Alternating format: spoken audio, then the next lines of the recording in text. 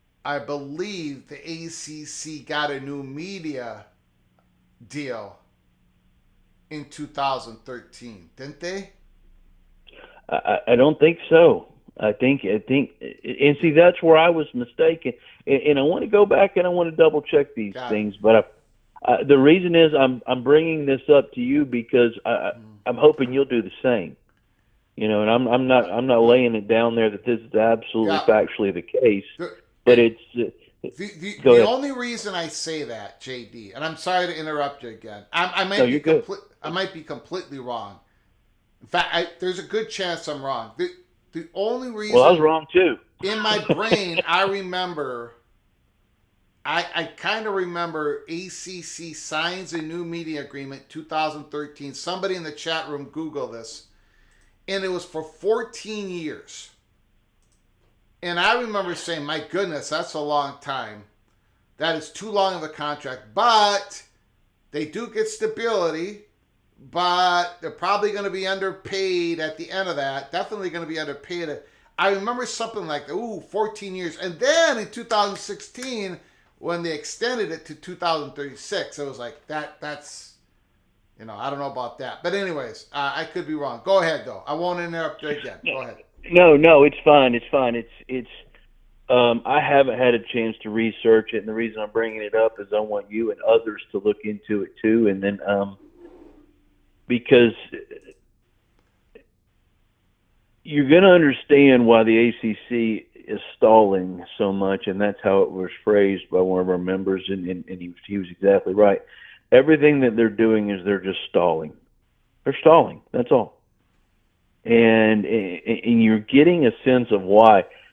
There's so much about their case. I mean, look at it like this. When did FSU first get the opportunity, or Clemson or anybody else, first get the opportunity to view the contract? When's the first opportunity? Was it before they had signed the grant of rights, or was it after? Was the grant of rights misrepresented to them? Does the ACC, was the contract supposed to go till 2036, or did it have options to extend?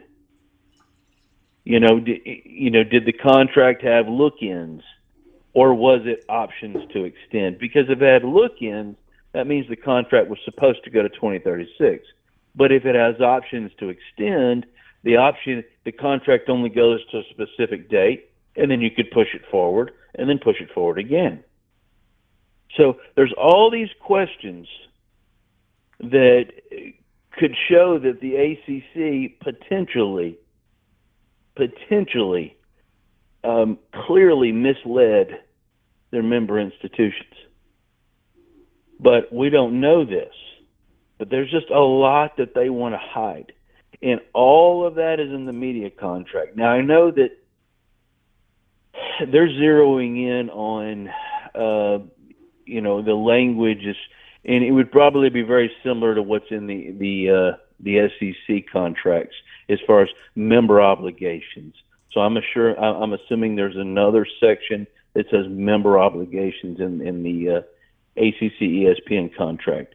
But there's just a lot of questions that have been that have raised the last day or two that we don't know the answer to, and I don't know that we ever will. But it's increasing the skepticism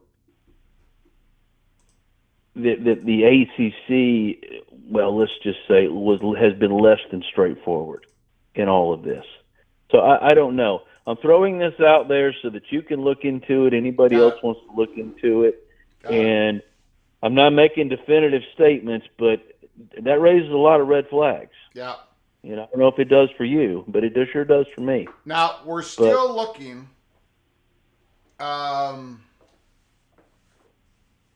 We're still looking for Florida State's amended complaint in Leon County.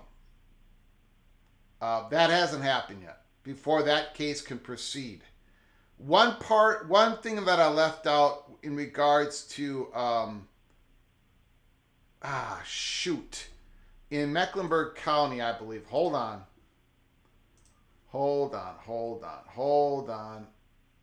I think I left out one piece of information. Um,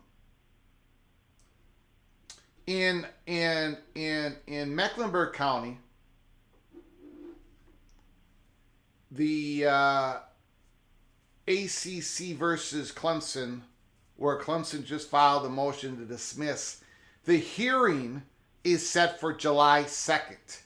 So keep that Yes. date in mind. There's a whole lot of dates that we got to keep in mind, PATC community. July 2nd is the hearing date for Clemson in the ACC in Mecklenburg County. But yeah, we have not seen the amended complaint from Florida State yet. So that'll be fascinating when that gets released. Go ahead, JD. No, that was all on the other. But you saw where Bill Farley had gone through the bonds issued by FSU, and there was about 175 million, I guess, unallocated loan requests. 175 million. Yeah. So you wonder whether or not it just seems like that number gets floated around a lot. I mean, just a lot in the past on what the potential settlement amount would be. And yeah. I would think it's going to be a little bit more, but I do understand what you're saying. Very interesting. I don't want to put too much stock into it. I've been told not to put too much stock into it. So, well, the thing is where I was going with that is how much of the buyout would be raised by bonds, and then how much would be private equity on its own. And I know sometimes those are the same, but you understand what I'm saying. In other words, if they were to try to get to a $300, $400, $500 million number, which I don't think it'll ever be anywhere close to that. But I don't know. Have you heard any rumors behind the scenes, behind the curtain? Because I know you talk to a lot of people that obviously don't want things on record. But have you heard any numbers?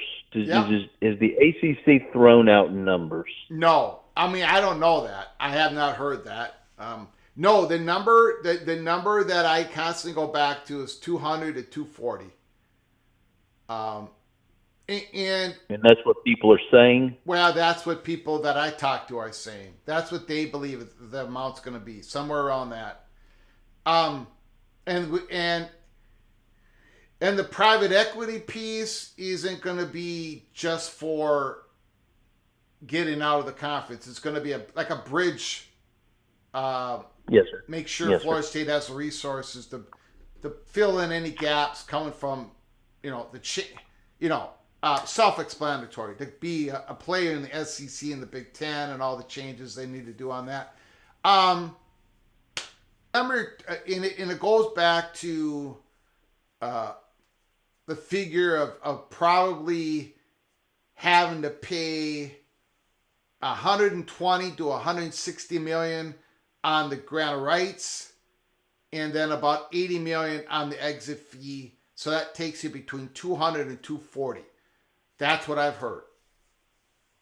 But again, how, go ahead. No, I was just going to say I'd heard other people ask, and I'd read other people where they were asking, has the ACC leaked any numbers? Because FSU lawyers purposely let it slip in court that they, more or less, FSU and the ACC have been negotiating some already. It's just I'm assuming the number's nowhere close. That's why they're still moving along. So there's because that was the day that there was a lawyer. Remember how the lawyer from the ACC on January 19th had sent a letter to the FSU chief counsel, and then those were the letters that they were providing the judge at the last hearing. Mm-hmm. Do you remember that? Yeah. Apparently some of that, there was some settlement proposals in there, is what was suggested. I don't know that for a fact, but that's where they were.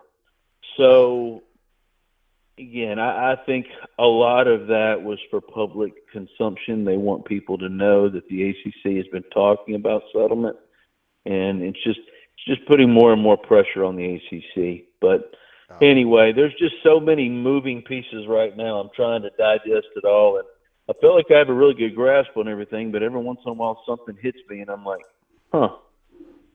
I got that wrong. So I'm trying to readjust so that I obviously have a little bit better handle on the whole thing. But anyway, yeah, if you can look into that, I'm going to look into it. I mean, I trust the people that talk about it, but you know, I want to pull it all up for myself. I just haven't had time. So you got it. I'll take a look at it. All right, sir. Thanks so much. I always enjoy your show. Thank you, Mr. Seminole. Appreciate it. Great call. Thank you. Now again, right? Look, if Clemson looks like they're going to get a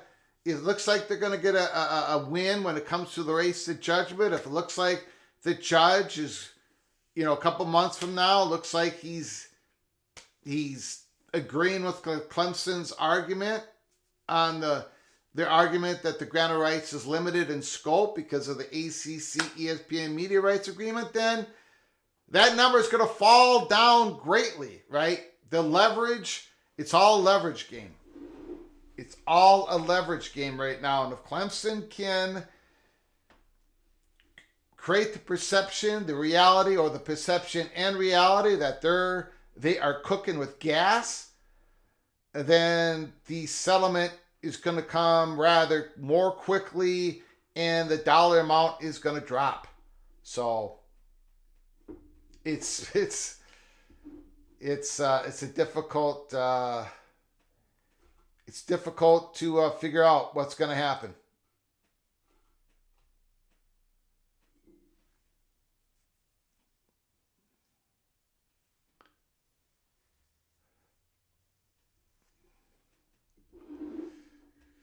Jamie Thornton is in the house. ACC Network does make money for the ACC schools and ESPN. But that's with Clemson and Florida State in the ACC.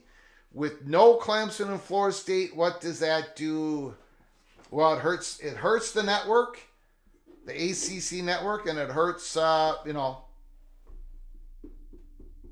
It's gonna hurt. It's gonna hurt. No question about it. Phone lines open, 763-260-1333.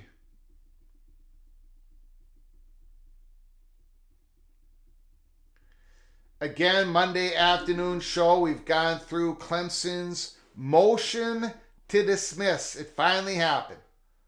Motion to dismiss. We've gone through the argument that Clemson is making in Mecklenburg County, basically stating, look, we are not, this motion, the suit that ACC did to us in Mecklenburg County should be dismissed because we're not even going at this the same way as Florida State. We're not going after the validity of the GOR. We're not going after the enforceability of the GOR. We're not even going after the grant of rights, Clemson is stating. We're just going after, we want a judgment, a declaratory judgment statement saying this GOR is limited in scope because of what it says in the GOR tied to what it says in the media rights agreement, ACC and ESPN.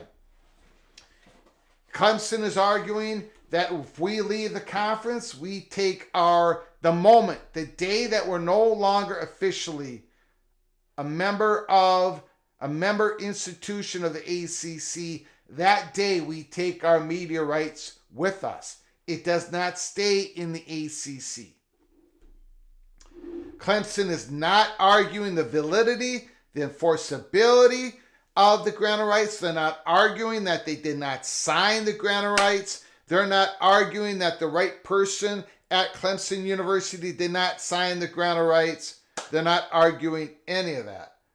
They're arguing that the grant of rights is extremely limited in scope. And Clemson is also arguing in the case in Pickens County, and they mention a little bit here in this motion to dismiss in Mecklenburg County. Clemson is suing for damages because Clemson states that ACC keeps misrepresenting their own gore. And this has hurt Clemson's ability to talk with other conferences, to talk with other potential media companies. The ACC has cast a harmful cloud of doubt on Clemson's ability to engage in meaningful discussions with other conferences and media providers regarding potential future collaborations and or to negotiate alternative revenue sharing proposals among ACC members for Clemson to move ahead and ensure that it may continue to act in furtherance of its institutional mission. That cloud must be lifted. What Clemson is trying to do is trying to get a declaratory statement as quick as possible out of Pickens County stating the scope of the ACC's grant of rights, not challenging the validity of it, not challenging the enforceability of it. They want a judgment on what exactly does it say. What is the scope? So Clemson filed its motion to dismiss on the final day of the deadline to file it in Mecklenburg County, to dismiss the ACC's case in Mecklenburg County. The hearing between Clemson, ACC, and Mecklenburg County is July 2nd. So keep that date in mind. If you're new to our channel, or if you haven't done so yet, please hit the subscribe button. Open up, turn on your notifications, because we can come on live at any time. This is breaking news. We go where the story goes. Sometimes we have a breakfast show, lunch show, late night show. We don't know. We don't know what's going to happen next. We cover the story. Hit that subscribe button. Turn on your notifications.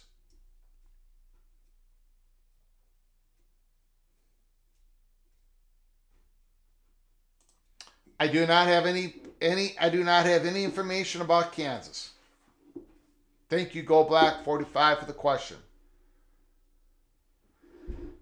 Dan Miter just got here between the weather and Greg. Love the drama.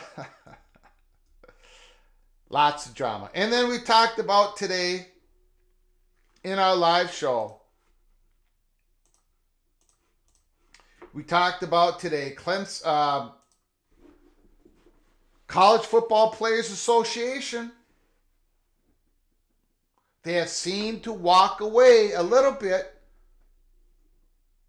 from the ideal of student athletes definitely have to be employees of the universities.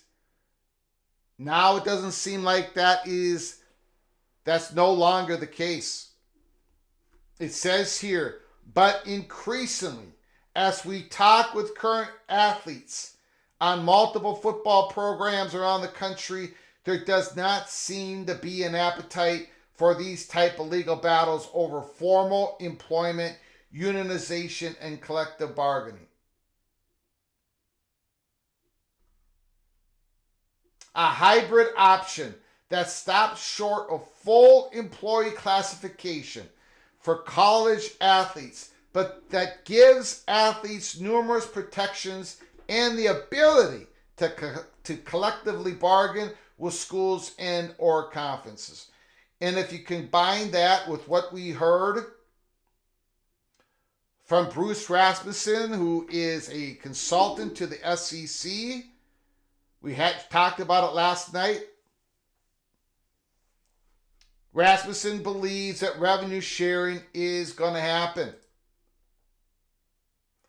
The revenue sharing is going to come out of the television revenue. And that a collective bargaining agreement will happen just like the NFL. But all of this new change in college football, the student athletes, it might stop short of them becoming employees. all the universities and the conferences.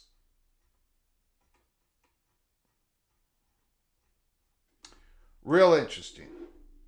Real important. So a lot of big stuff happening. If you just join us, go back and watch the start of our live show today. It was a big one. It was an important one. I do appreciate you all coming in. I think we're going to close down our live show right now with the chance, the possibility that we might be coming back late tonight. We're working on some stories here at Peek Around the Corner. We're still working on the North Carolina story. We still got the Holy Smokes matinee percolating, that whole drama. So, again, make sure you subscribe, open up your notifications, and keep your head on a swivel, because this week has only just begun. I want to thank you for the great donations that we got to keep the lights on here at Peek Around the Corner. Without those donations, we can't keep coming on live. I do appreciate it. I appreciate the comments in the comments section and the phone calls that we got from BJ and JD. Thank you so very much. Until next time, from all of us at College Football's Peek Around the Corner, to all of you, please, you all take great care of each other. Thank you so very much.